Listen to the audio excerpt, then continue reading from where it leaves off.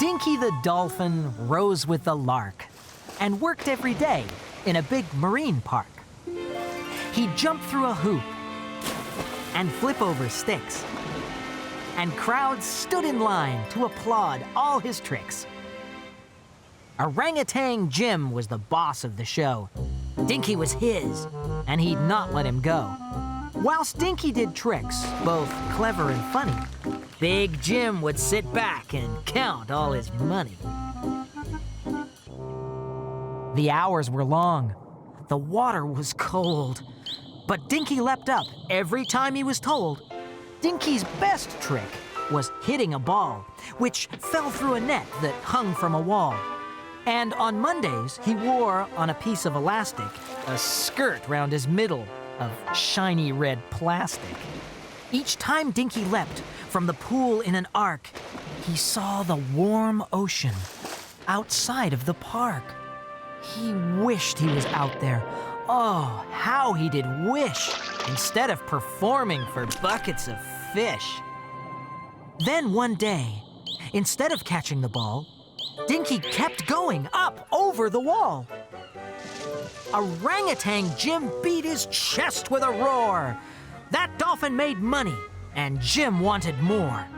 But Dinky swam off in the wide open sea, excited and happy, and most of all, free! It wasn't too long till he came within sight of a school of wild dolphins, like him, blue and white.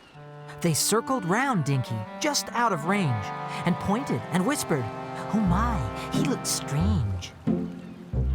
"I know what I'll do," Dinky chuckled with glee. "I'll show them my tricks, then perhaps they'll like me."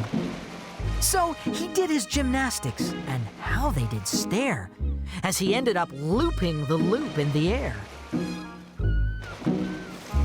But nobody cheered or shouted hooray. They called him a show-off, and then swam away. Dinky watched sadly as they departed, leaving him lonely and quite broken-hearted.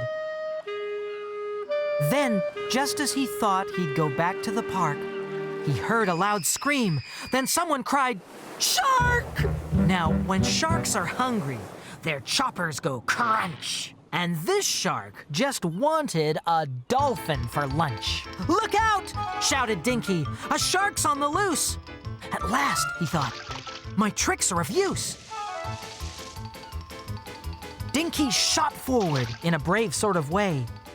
He looped around Sharky while the rest swam away.